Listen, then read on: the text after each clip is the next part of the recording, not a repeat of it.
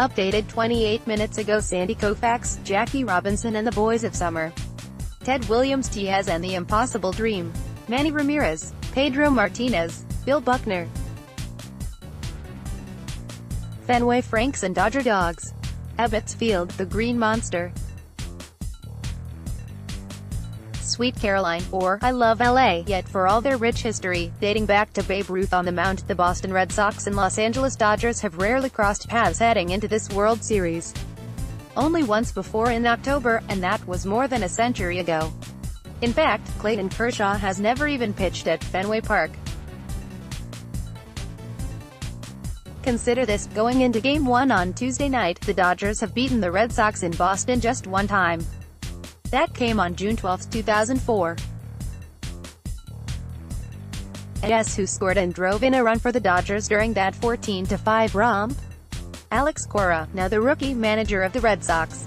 One of his teammates that afternoon, Dave Roberts, ready to lead Los Angeles into its second straight fall classic. "It's great for baseball," Roberts said.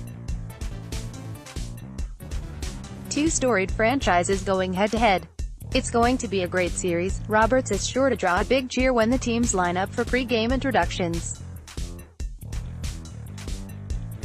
He's still a fan favorite in Boston for his daring stolen base that sparked an unprecedented comeback from a 3-0 deficit against Mariano Rivera and the rival Yankees in the 2004 AL Championship Series.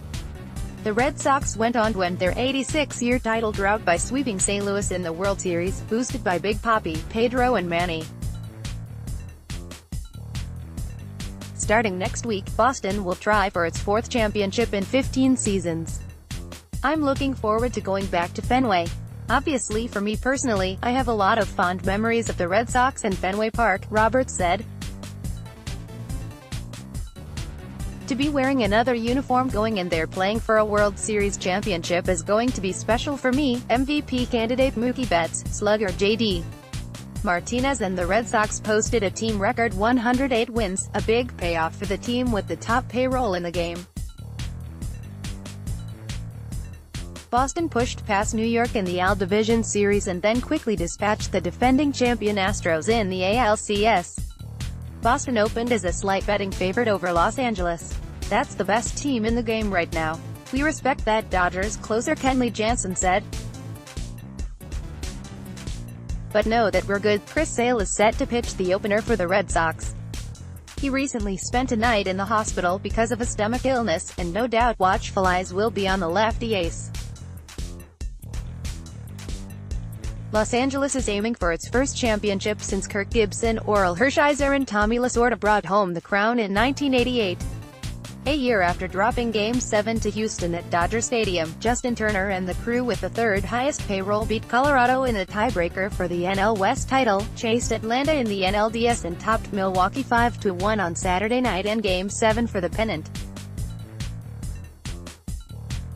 "It doesn't matter how you get there. But to get to come back and go back from last year, it's unbelievable," Kershaw said. "Where we came from this year, it's a testament to these guys, man. It's a great group. We're excited, we don't want to lose again, so we're going to be ready to go," he added. New to the power-packed Dodgers this season is star shortstop Manny Machado, acquired in a July trade with Baltimore. Boston fans are plenty familiar with him. His late slide last year injured longtime Red Sox second baseman Dustin Pedroia, and led to a tense situation at Fenway with Sale throwing behind Machado. Soon as they see him, Red Sox readers might even take up the familiar chant of "Beat L.A." It's been heard for years in Boston, albeit in a different arena. That's what Celtics fans echoed during the Larry Bird-Magic Johnson rivalry. Fitting, maybe, the former Lakers star is a part owner of the Dodgers. On the basketball court, Los Angeles and Boston are certainly intertwined with championships on the line, going all the way back to the days of Bill Russell, Elgin Baylor, Bob Cousy and Jerry West. On the diamond, not so much for these storied franchises. They first tangled for real in the 1916 World Series. The Babe pitched all 14 innings, in a tidy 2 hours, 32 minutes, as Boston beat Brooklyn 2-1 in Game 2. Though Fenway opened 4 years earlier, the game was played at Ebbets Field, home of the city's NL franchise, because it held more people. The Red Sox wound up winning in 5 games. Back then, the Dodgers weren't really the Dodgers. They were known by a collection of nicknames, and were often called the Robins because of popular manager Wilbert "Uncle Robbie" Robinson. And Ruth later coached for them. Over the years, the teams went their own ways, on and off the field.